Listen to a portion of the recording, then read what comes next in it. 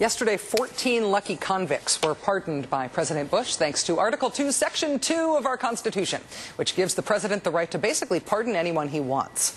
And you know what?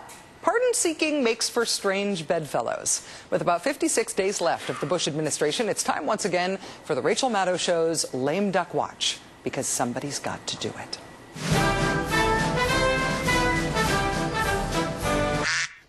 Meet John Edward Forte, the first man we're going to talk about today, a Grammy Award-winning rapper and former producer for the rap group The Fugees. He was caught in 2000 with 2 briefcases filled with $1.4 million worth of liquid cocaine. So, who was advocating for Forte's release? Lauryn Hill? Wyclef?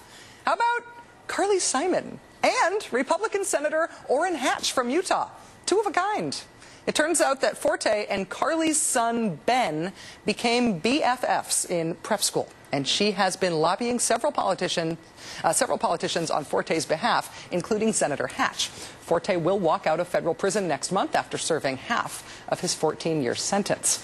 I bet you can't guess who Bush will not be pardoning, though. How about former administration officials involved in harsh interrogations and detentions of terror suspects? And when I say harsh interrogations, yes, I mean torture.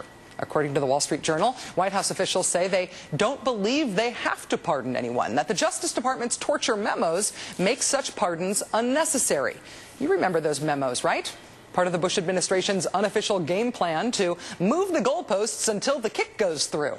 Now, the way this works in the case of torture is that the goalpost moving was to dismiss the Geneva Conventions and other laws by using the veneer of serious legal scholarship to create an illusion that these near-death interrogation tactics and understated executive power were somehow legal, somehow legitimate. So, the kick is up, and apparently it might be good. They may be getting away with this by having used this legal rationale that makes no sense on its face and that nobody believed they would ever even try to get away with. It is an old trick. It's first publicly enunciated by that pioneer of high crimes and misdemeanors, Richard Nixon. Well, when the president does it, that means that it is not illegal. The question here is, has the administration effectively gotten itself off the legal hook by asserting that because the president has done it, it is not illegal?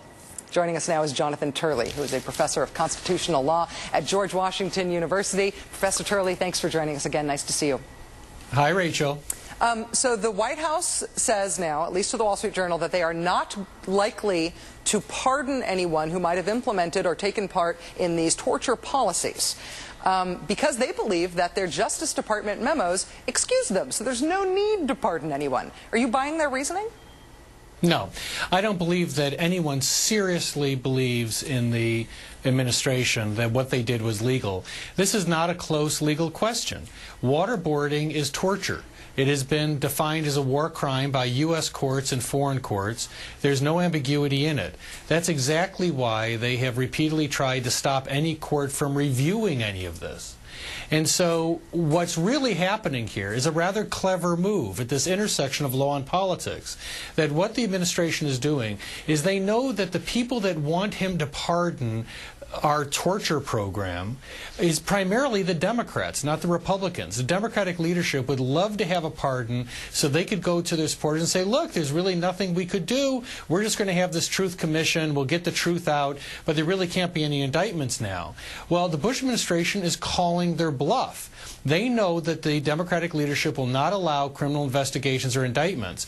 And in that way, the Democrats will actually repair Bush's legacy, because he will be able to say there was nothing stopping indictments or prosecutions, but a Democratic Congress and a Democratic White House didn't think that there was any basis for it. If the Democrats, if we could wave a magic wand and say that the Democrats would decide to indict officials for the torture policies, is there any reason to believe that the John Yoo memos, the torture memos, the Bybee memos, all of this legal reasoning that the Justice Department produced under Bush in order to sort of paper their way to these policies, is there any reason to believe that that would afford them any reasonable defense? Not in my view. I think that those memos are really devoid of any meaningful arguments that would carry weight in a court of law. What Bush did is he went and got fairly extreme individuals from the academy and from the bar that would ratify his absolute view of executive authority. There is a very small number of people, I believe, on the courts or in the bar that would support that view. And so there's not a question, at least in my view, whether there could be an indictable and a prosecutable offense here. There's no question about that. The question is the intestinal fortitude of the Democrats to stand with the rule of law. And unfortunately, we have many people who campaign on principle, but they govern on politics. And I think we're seeing that with the Democratic balloon that they're floating by saying, let's have a commission, another commission, like the 9/11 Commission. And maybe if we find something that can be prosecuted in 4 or 5 years, we might do it. Well, everyone in Washington knows that that commission is being proposed so that there would be no serious criminal investigation or prosecution. And now the White House is calling their bluff. Draw some bright lines for us here. If just thinking about this as Americans, not even as people who are concerned with the political ramifications, just thinking about the safety of our Constitution and our national moral legacy. What are the bright lines that need to be drawn? What would need to be done, and soon, in order to ensure that torture is clearly illegal in the United States, that there's no ambiguity in our law or in our policy around that issue, and that we can once again say we are a nation that does not torture, and we can say it without lying? What would have to be done? You know, Rachel, there's never been a brighter line. This has always been a crime. It's always been a war crime, and it's always been immoral. The question is not whether the act is immoral, but whether moral people will stand forward and say, we're not going to act like politicians for once. We're going to act like statesmen, and we're going to stand by principle, and we're going to say, yes, let's investigate, and if there's crimes here, let's prosecute.